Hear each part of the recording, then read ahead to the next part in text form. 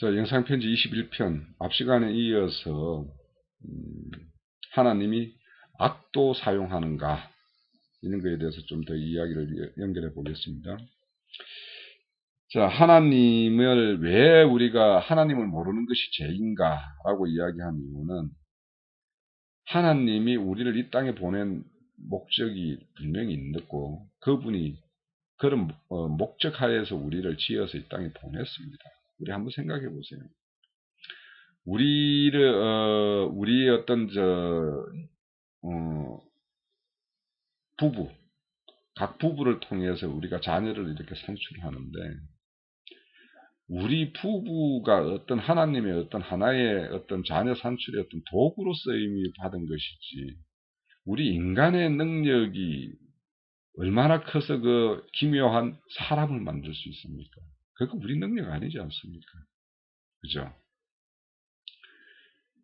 우리 인간의 능력이라는 거는 작은 사람 한 사람 각자의 어떤 능력이라는 거는 정말 우리가 흔히 지금 보는 저 TV 한 대 인간이 못 만들지 않습니까?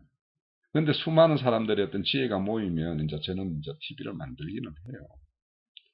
그렇지만 인간의 능력으로는 생명은 못 만듭니다.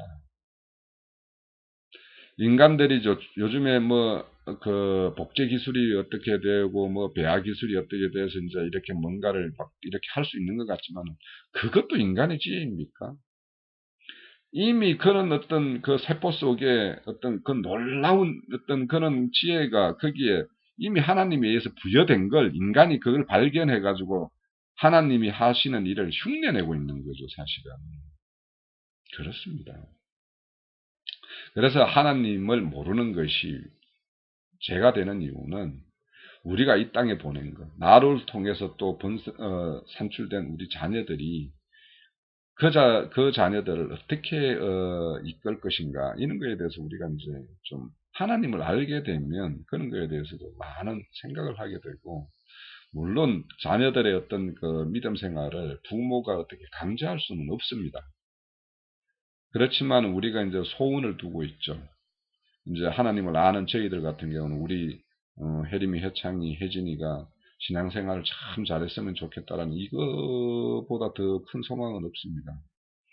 그들이 이제 이 땅에서 살면서 육신의 어떤 물질적이나 이런 걸로 인해서 고난을 당한다 할지라도 신앙을 잃지 않고 신앙을 잘 바르게만 할 수 있다면 물질적 고난을 받는다 하더라도 저는 그 신앙적으로 좀 더 성숙되고 이런 걸 더 바람을 가지고 있거든요. 왜냐하면 그들도 저희들을 통해서 이렇게 이 땅에 보냄을 받은 이유가 있기 때문에.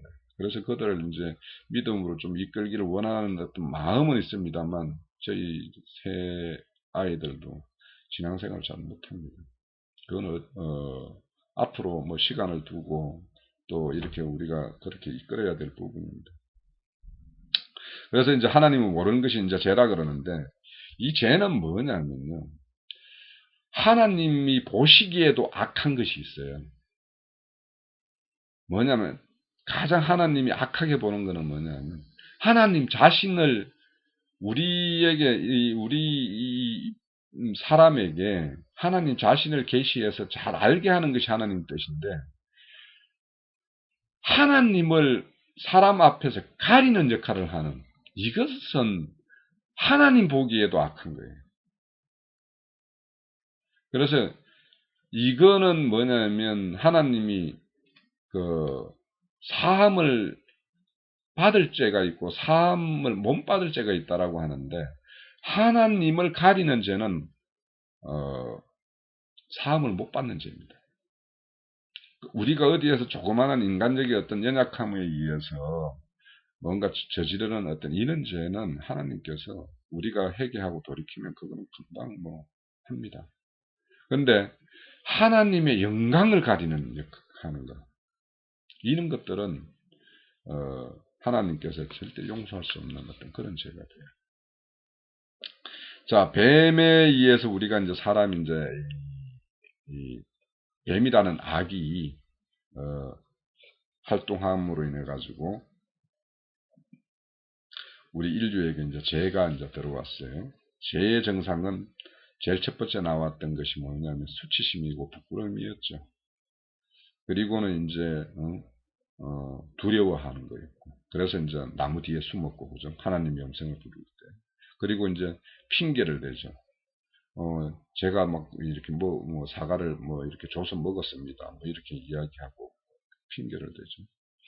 결국에는 그런 걸로 인해서 이제 하나님으로부터 이제 추방을 당하고 이렇게 되고, 그 추방된 땅이 이제 하나님으로부터 저주를 받아서 가시와 은근키가 이제 나는 어떤 그런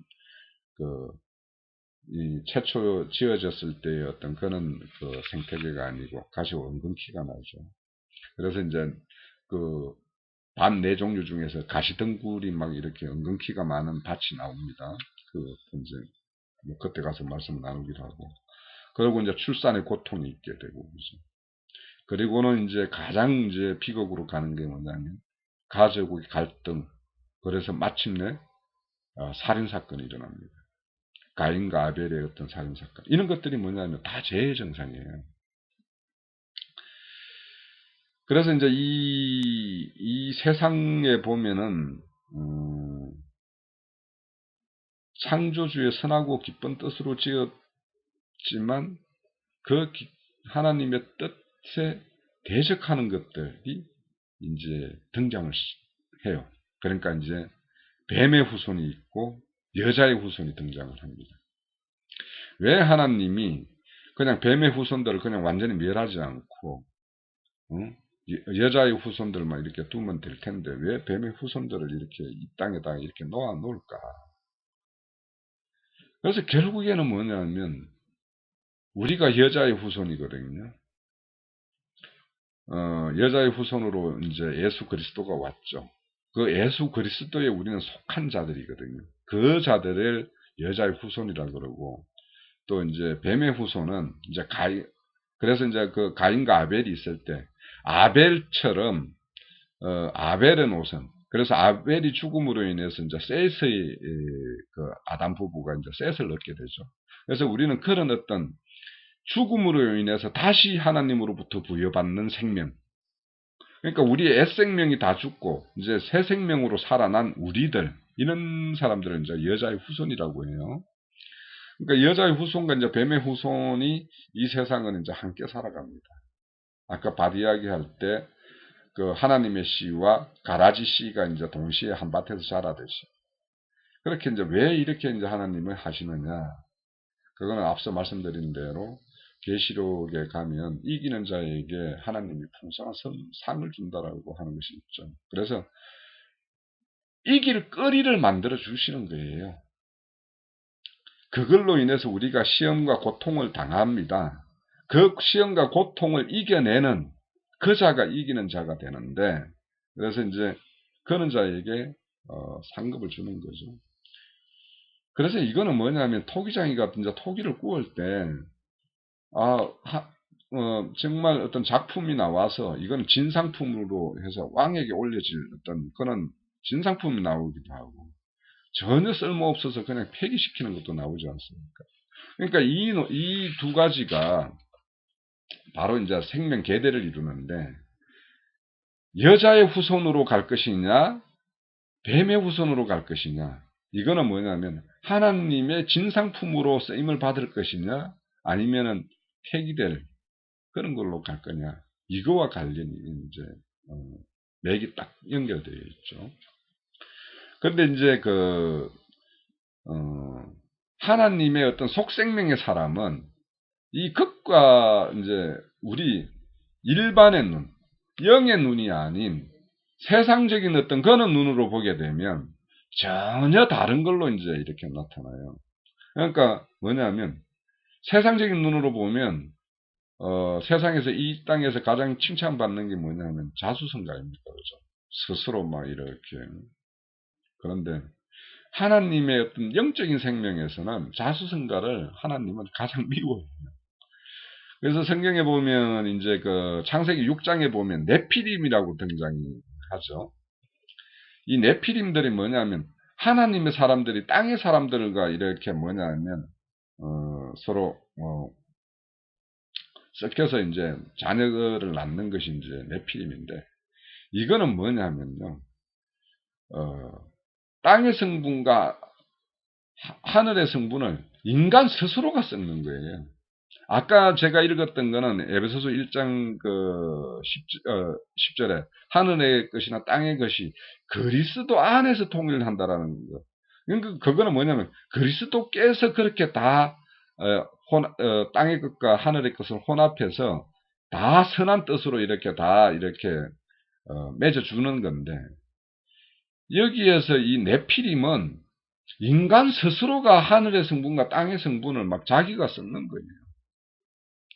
그래서 이제 자기 스스로 좋게 여기는 것은 내가 열심을 내서 그걸 취하고, 이거는 아니다라고 생각하는 거는 그걸 안 하기 위해서, 버리기 위해서 늘 막 금식이다, 경건주의자다, 막 이런 식으로 막 뭔가를 이렇게 하려는 인간 스스로 어떤 노력의 어떤 결실을 얻으려고 하는 그런 것 때문에 이제 우리가 좀 가장 조심해야 될 부분이고요.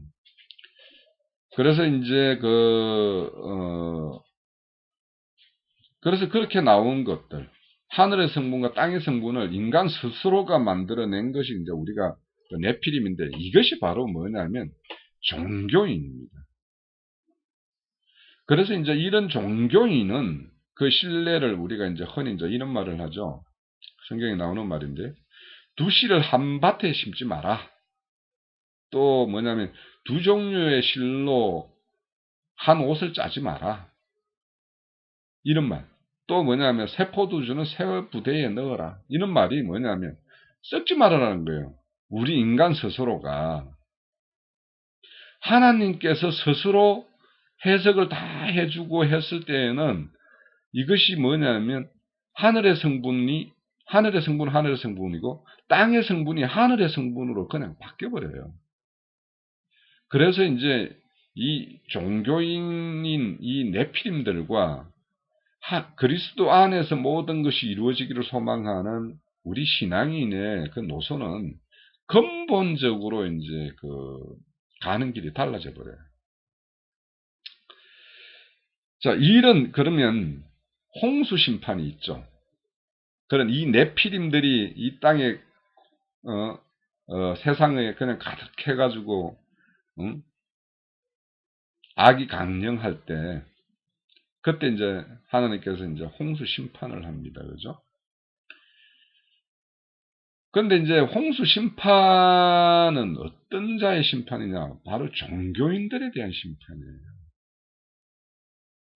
물론 겉으로는 모든 이제 뭐 이렇게 노아의 방주에 들어와 있는 그 노아의 8가족과 나머지 이제 거기에 탄 뭐 정한 짐승, 부정한 짐승 뭐 이런 것들이 다 이제 방주에 타게 되는데, 심판 전에 하나님께서 그 노아의 방주의 어떤 설계 도면을 다 이제 노아에게 주죠. 그래서 이 노아에게 이렇게 방주를 준다라는 거는, 그 설계 도면을 준다라는 거는 뭐냐면, 이 노아의 방주 때 있었던 그 심판도 하나님은 심판이 목적이 아니고요, 노아의 가족의 구원을 위해서 이제 하는 거예요. 그러니까 이 구원관을 잘 세워야 돼요. 뭐냐면요, 이 하나님의 구원관이라는 거는 하나님의 공의의 심판을 경험함으로 인해서 그 경험을 통한 자들로부터 하나님의 공의가 그들 심령 속에 딱 서는 걸 말하는 거예요. 그러니까 하나님의 심판은 심판받을 자에게 심판이지만, 심판을 피한 자에게는 하나님의 깊은 은혜와 하나님의 어떤 그런 공의적인 어떤 그런 내용들을 깊이 마음속에 새길 수 있는 그 기회가 돼요. 오히려 그 심판이. 그래서 우리가 이 땅에 신앙생활을 하면서 나는 하나님의 심판을 받지 않기 위해서 나 신앙한다. 그런 신앙은, 하나님은 우리에게 우리의 어떤 우리 속에 있는 그 불의를 통해서 우리를 심판함으로 인해서 하나님의 공의를 세워가고 그분의 일하심이나 그분의 어떤 펼치시는 어떤 그런 어떤 세계에 그 암벽이라는 게 어떻게 이루어지는 것인지를 우리는 알게 돼요. 그래서 그것이 뭐냐면 어떤 자에게는 심판이 어떤 자에게는 은혜가 되는 거예요. 그래서 우리는 그 어떤 시련과 고통이 세상 사람과 저희들에게도 믿는 우리에게도 통일한 것이 올 수 있습니다. 올 수 있는데 그 자들은 그런 시련과 고통이 오면 불평, 불만 이런 걸로 그리고 좌절 이런 쪽으로 가게 되시겠지만 믿는 자는 그런 걸 통해서 오히려 더욱 우뚝 설 수 있는 그래서 하나님에게 더 한 발짝 더 가까이 갈 수 있는 이것이 신앙의 실력이에요. 궁극적으로. 그래서 심판 없고 뭔가 고난 없고 환난 없는 그런 것을 저 사람에게는 시험이나 고난이 없다라는 것을 저 사람은 신앙생활을 잘해서 그렇다 이렇게 생각하면 큰 오해예요. 그건 어쩌면 반대입니다. 왜냐하면 히브리서 12장에 가면 너희에게 하나님이 어떤 징계가 없으면 너희들은 사생자라고 그랬어요. 하나님은 자기 자녀이기 때문에 해초리도 들고 질책도 하고 책망도 합니다. 그렇지 않습니까? 저나 우리 그 부산에 계신 매형이나 우리 자녀도 아닌 남의 자식에게는 제가 어떠한 짓을 하더라도 그냥 흘려보게 되고 거기에 대해서 우리가 직접적으로 그때그때마다 책망하고 뭔가 하지 않지 않습니까? 그런데 우리 자녀이기 때문에 자녀들에 대해서는 뭔가 질책도 하고 책망도 하고 때로는 매도 들게 되고 이렇게 하는 거거든요. 그러니까 그게 이 땅에서 이제 매다 뭐다 하는 거는 뭐냐면 고난과 환난 이런 것이 올 수 있어요. 그러니까 그런 거 왔을 때 그런 그 환난과 고난이 왔을 때 나의 신앙심이나 내가 하나님에 대해서 아는 어떤 지식의 어떤 능력이 발휘가 되는 거예요. 자, 이처럼 이제 노아의 방주에 이제 노아의 가족과 이제 짐승이 함께 탔어요. 그죠? 거기에는 정한 짐승과 부정한 짐승이 이제 탔어요. 그러니까 방주가 3층인데 제일 위에는 노아의 가족들이 탔고 두 번째는 정한 짐승들이 탔고 제일 밑에 층에는 부정한 짐승이 탔어요. 그러면 그 부정한 짐승에게 그 짐승 속에는 하나님이 뱀을 태웠을까요? 안 태웠을까요? 그게 목록은 없어요. 어떤 걸 태웠다, 어떻게 태웠다. 그때 그 시대에 뱀이 안 탔다면 지금 뱀이 할개를 칠 수가 없겠죠. 물론 그 뱀이라는 거는 지금 막 땅에 기어다니는 독사와 같은 이런 뱀을 이야기하는 건 아니에요. 사탄 마귀의 어떤 악한 그것은 없었겠나요? 있었으니까 지금도 있는 거예요. 그죠? 그런데 왜 그러면 그런 것들이 하나님이 여전히 남겨주실까? 이거는 가나안 땅에 들어가서 여호수아가 가나안 전쟁을 할 때 보면 그 가나안 족속들을 조금씩 남겨둬요. 왜요? 너희들을 시험하기 위해서. 그래서 우리 인생의 시험 없음을 자랑할 필요 없습니다. 시험 당한다고 부끄러워할 필요도 없습니다. 그걸 통해서 하나님은 우리 인생을 더 높은 수준으로 끌어올리기를 원하시는 거예요. 자, 노아는 이제 심판 후에 이제 보면은 제단을 쌓죠. 자, 성경에서 이 제사를 지낸다. 성경에서 제사를 지낸다. 이거는 뭐냐면요. 죽었다가 살아난 자가 드릴 수 있는 게 제사예요. 그러니까 구약의 제사는 제사장들이나 이런 자들이 자기의 죄를 이제 사함을 받고 뭐 이렇게 하기 위해서 이제 제사를 지냈지만 신약에 오면 산제사라는 말이 나오잖아요. 그죠? 신령과 진정으로 예배하는 예배자 이야기가 나와요. 그러니까 신령과 진정으로 예배하는 자나 산제사, 로마서의 그 12장 같은 데 보면 이제 산제사를 이렇게 지내는 이런 이야기 나오는데, 그 산제사를 지내는 사람들은 죽었다 살아난 자예요. 그러니까 옛 생명이 죽고 새 생명이 나서 이렇게 자란 자가 드릴 수 있는 것이 제사예요. 그래서 노아가 이제 그 제단을 쌓죠. 제단을 쌓는데, 그런데 이제 그 보면, 노아가 이제 그 포도 농사를 짓고 그 포도주를 마시고 이제 잠이 들었는데, 하체를 드러내고 이제 잠자는 이런 모습이 나와요. 그런데 이제 그거를 이제 함이, 자기 형제들, 셈과 야벳에게, 고자질 비슷하게 하죠. 그래서 이제, 셈과 야벳은 아버지를 덮어줄, 덮을거리를 가지고, 그, 아버지가 잠든 방에 가서 하체를 보지 않기 위해서 이제 뒷걸음질로 돌아서 이제 이렇게 해서 이제 가렸다라는 이야기가 나와요. 근데 이제 함은 그 덮어줄 생각보다 이제 자기 아버지의 어떤 모습을 오히려 그 형제들에게 책망하듯이, 술 취함을 뭐 이렇게 하듯이 이런 이야기 납니다. 이런 것이 이제 그 오늘날로 보면 우리 교회 중이나 어떤 삶 속에서 다른 사람들의 어떤 허물을 덮어주지 못하고 막 들추어서 내는 것, 이런 것이 바로 함의 행위예요.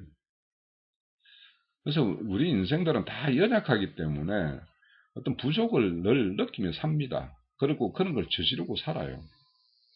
그렇지만 어떤 내가 그런 것을 봤을 때 그 자에게 일단은 그것을 다른 데다가 이렇게 누설하고 막 폭로하고 이런 짓을 하면 안 돼요. 그렇다고 해서 내가 그걸 모든 걸 눈 감아주는 것도 아니에요. 그런 자에게는 가서 건면을 해야죠. 그거를 하지 않도록. 그런데 이제 그 함이 이제 그런 행위를 함으로 인해 가지고 함의 아들 그 가나안이 저주를 받아요. 자, 이런 모습이, 자, 노아의 어떤 가족이라는 식구들은 하나님의 공의의 심판인 그 물심판의 어떤 경험을 했고, 하나님의 은혜로 인해서 그런 어떤 죽음으로부터 건짐을 받은 자들이에요. 그런 어떤 경험과 이런 것이 가지고 있는 자들인데도 불구하고 하나님 보시기에 불의한 행위를 할 수 있다라는 것을 함을 통해서 볼 수가 있어요. 그러니까 우리가 이 함을 통해서 저놈이 뭐 죽일 놈이다 이렇게 할 것이 아니라 우리 역시 함과 같은 그런 어떤 속성들을 다 가지고 있기 때문에, 그래서 우리가 그런 어떤 속성들이 발동될 때 우리 스스로 제어 장치를 잘 가지고 있을 필요가 있어요. 그래서 그런 제어 장치를 우리가 얼마나 가지고 있느냐, 이것이 이제 또 우리가 하나님의 사람, 하나님의 자녀된 정도의 어떤 가름이 될 수 있어요. 우리는 그렇게 이제 좀 공부를 그런 걸 이제 통해서 이제 우리가 알 수 있죠. 근데 이제 그런 걸로 보면 이제 이 노아의 방주 속에서 이렇게 노아의 방주를 경험한 자와 자 대비되는 게 뭐냐면 그리스도가 우리의 방주가 되는 거. 이것이 대비되는 거예요. 그러니까 현상계에서 나타난 노아의 방주도 하나님의 어떤 구원함을 이렇게 모형적으로 보여주는 어떤 제시물인데, 그것은 우리의 영원한 방주가 되고 우리의 영원한 생명의 어떤 구원이 되는 그리스도 예수의 어떤 모형으로 제시된 거예요. 그래서 뭐냐면 그리스도 안에 들어가 있으면 부정한 짐승이나 온전한 그리스도가 방주가 우리의 방주가 되어주면 거기에는 정한 짐승이나 부정한 짐승이 타도 다 하나님에 의해서 하나님의 속성대로 다스림이 되기 때문에 다 선한 것이 될 수 있는 거예요. 그래서 완벽한 어떤 우리의 영원한 방주가 되는 그리스도 예수에 대해서 우리는 알게 하기 위해서는 악을 아니고는 알 수가 없어요. 그 이사야서에 보면 나는 빛도 짓고 어둠도 짓는다고 했어요. 나는 환난도 짓고 평안도 짓는다고 했어요. 하나님은 늘 빛만 짓고 평안만 짓는다라고 생각하면 하나님은 모르는 이야기예요. 이사야서 42장 7절인가 44장 7절인가 한번 뭐 시간 되시면 찾아보세요. 나는 빛도 짓고 어둠도 짓는다. 나는 고난도 짓고 평안도 짓는다. 왜? 빛을 경험하지 않으면, 어두움을 경험하지 않으면 빛이 뭔지를 몰라요. 어두움이 없다면 빛이 존재할 필요가 없어요. 자, 고난을 경험하지 않은 사람이 평안을 누린다? 평안의 가치를 몰라요. 우리 군대 생활을 하죠. 군대 생활을 하면은 이게 좀 속박받는 이런 생활 아닙니까? 군대 생활에 그런 속박을 경험하지 않으면 군대 밖에서의 어떤 자유함이라는 맛을 잘 몰라요. 인간이 그렇다니까요. 그래서 하나님은 악을 통해서 영원한 선, 노아의 방주, 모형적인 방주를 통해서 영원한 우리의 방주인 그리스도, 이런 것을 잘 대비시켜서 가르쳐 주는 거예요. 가라지 씨를 보면서 하나님의 참 씨가 어떤 것인지를 우리한테 알려주기 위해서 씨 뿌리는 자의 거기 가라지 씨와 뭐 이런 것도 나와요. 뭐 그거 말씀 다 했네요. 보니까 씨 뿌리는 자의 비유. 이런 것처럼 하나님은 늘 이렇게 일을 하신다.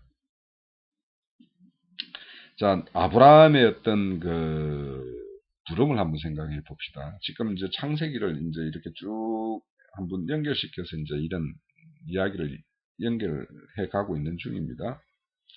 자, 노아의 방주까지 이야기를 드렸고, 이제 그 아브라함의 이제 그 부름에 대해서 한번 우리가 살펴볼 필요가 있는데요. 노아의 어떤 축복을 받은 셈의 후손들이 이제 흩어져서 살게 되죠. 그러면서 이제 바벨론 땅에 거기까지 이제 흘러 들어갔어요. 그런데 이제 이 셈의 후손이 바로 이제 아브라함이 이제 셈의 후손입니다. 셈의 후손인데 이 아브라함이 바벨론 땅에서 뭘 하고 살았냐 하면 부족함이 없이 살았어요. 뭘 수입으로 삼았냐? 바벨론 땅에 그 우상 숭배 신의 어떤 조각품을 만들어서 파는 이런 걸로 생계를 유지했던 집안의 아들로 살았던 것이 아브라함입니다. 그러니까 아브라함의 아버지 데라가 그런 사업을 했던 사람이에요. 그러니까 오늘날도 그렇지만 신장사, 종교장사 하는 사람들이 부족하지 않게 살죠. 물론 아주 그 개척교회, 조그마한 교회 모임을 하는 어떤 이런 이제 시작하는 단계에 있는 분들 중에서는 순수하게 하나님의 어떤 말씀 전도를 위해서 이렇게 하지만 요즘에 일정 규모를 교회를 이루고 있는 사람들, 그 사람들만큼 부족함 없이 사는 사람들이 없어요. 그 사람들이 종교 장사하면서 이렇게 살아가는 거예요. 한마디로 말하면 지금으로 보면 아브라함의 아버지 데라와 같은 그런 삶을 살아요. 그래서 그 자식들도 부족함 없어요. 오늘날 교회에 성도 한 200명만 모아놓은 어떤 교회 목사님들, 자녀들 다 유학 보내고 그렇게 삽니다. 그렇지 않은 분도 있지만, 왜 그 사람들이 그렇게 이제 사냐? 종교 장사가 돈이 된다는 거예요. 그렇게 살았던 아브라함이 하나님의 음성을 듣고 이렇게, 나옵니다. 그러니까 이 아브라함이라는 사람이 영적인 어떤 그런 그 지각이 얼마나 이 우상 숭배하는 집안에서 자랐지만 하나님의 특별한 어떤 은혜를 입음으로 인해서 이렇게 이제 믿음의 조상으로 이렇게 부르면 되죠. 근데 이제 이렇게 불러낸 그 아브라함이 그 후손들에서 보면은 계속 그 뭐냐면 음, 그두 자녀들이 나와요. 뭐냐면 약속의 자녀인 이삭이 있고 그 이전에 사라의 몸종으로부터 난 이스마엘, 하갈로부터 난 이스마엘이 있어요. 그러니까 항상 이 인간들이 이렇게 세상에서 산출하는 거 보면 첫 것이 다 폐해져야 될 것들이에요.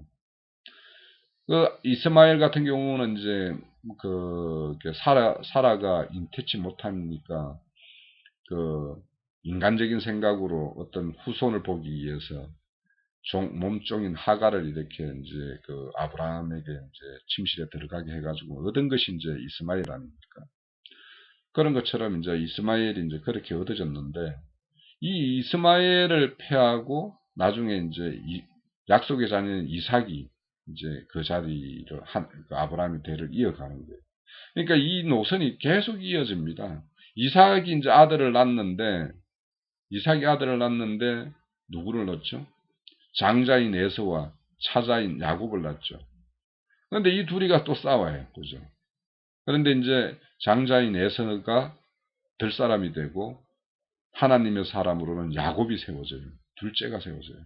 그래서 항상 성경에는 첫째가 아니고 둘째가 이렇게 세워지는 것도 하나님의 어떤 구원의 어떤 비밀한 것이 있어요.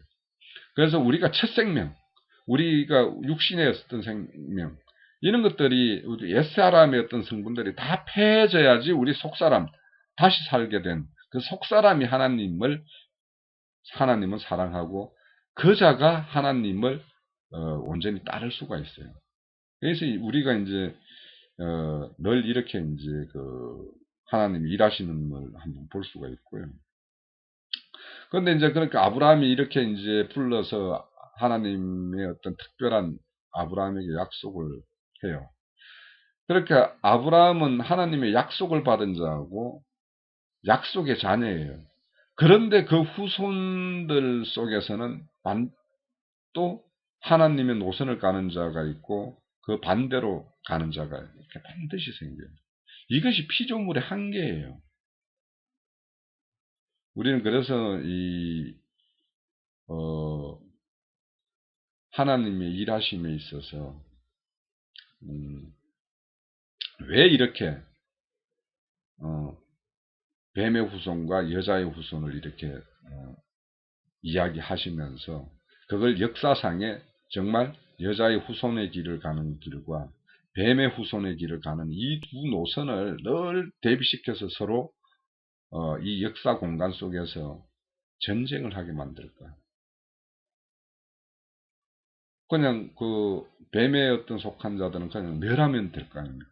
그런데 하나님은 그렇게 하지 않고 왜 이 역사 공간에서 함께 공유하게 하끔 할까? 이게 이제 우리가 알지 못하면 왜 하나님이 선악과를 만들어서 인류를 죄 속에 이렇게 밀어 넣었을까? 이렇게 이제 이런 말들을 하게 되는 거죠. 그거는 이제 하나님을 알지 못하면 바르게 알지 못하면 그 뜻을 헤아릴 수가 없어요. 자, 우리는 그래서 이제 이런 하나님의 어떤 의도, 창조의 어떤 이 물질 세계에 내놓은 이런 것들에 대해서 이제 이런 관점에서 하나님은 악한 것을 들어서 선한 것을 우리는 더 선되게 하기 위한 하나님의 어떤 모략이 거기에 들어있다라는 걸 우리는 좀 이해를 해야 됩니다. 자, 또 이야기가 좀 길어질 것 같아서 이 정도에서 끊고 또 다시 한번 이어가도록 하겠습니다.